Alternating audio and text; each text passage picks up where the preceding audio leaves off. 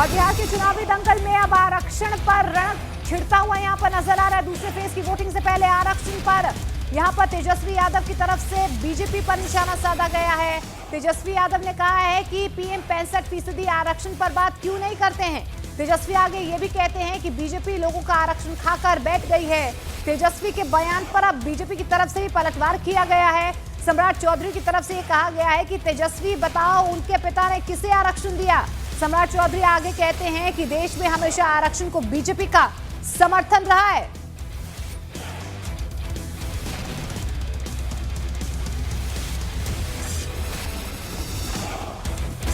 हो या केंद्र के मंत्री हो, कोई भी लोग 65% जो आरक्षण हमारी 17 महीने की सरकार ने जो बढ़ाया था, उस आरक्षण के बारे में ये लोग कुछ नहीं बोल रहे। लोगों का आरक्षण खा करके बैठ गए हैं प्रधानमंत्री 65%। इस पे बोलना चाहिए, बात करनी चाहिए। पढ़ाई, दवाई, कमाई, सिंचाई पे बात करनी चाहिए।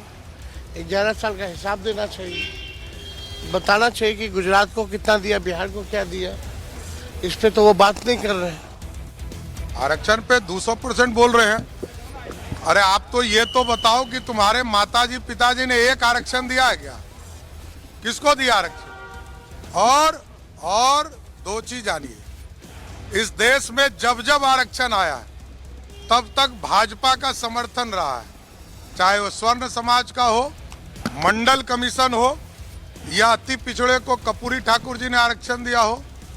जब जब आरक्षण हुआ है तब तब भाजपा का समर्थन रहा है और कांग्रेस पार्टी तब तब विरोध करते रही। लालू जी ने आरक्षण बिल को फाड़ा, महिला आरक्षण बिल को फड़वाया। पूरा देश की जनता जानती है कि महिला आरक्षण यदि 30 साल से नहीं मिला है तो उसके दोषी सिर्फ और सिर्फ लालू प्रसाद है। तो देखिए, एनडीए नेता ये याद दिला रहे हैं कि इससे पहले लोकसभा चुनाव के दौरान भी विपक्ष ने ऐसे ही आरक्षण के नाम पर गुमराह करने की कोशिश की थी।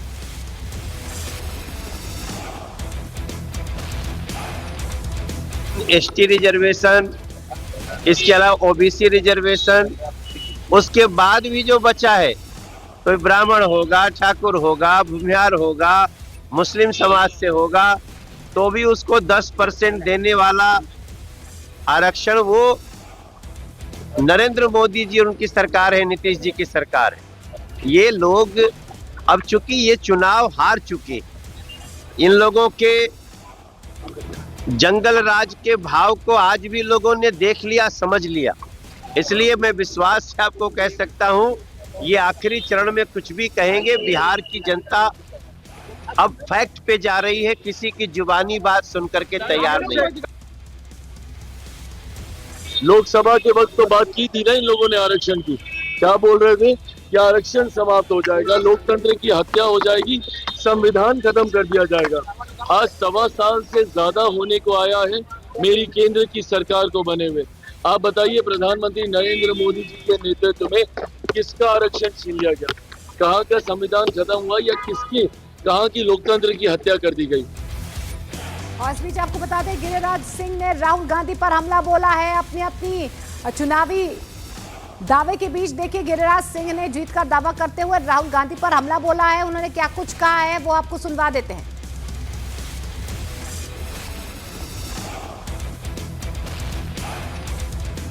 उनको तो पता चलेगा 14 तारीख को खड़गे जी को।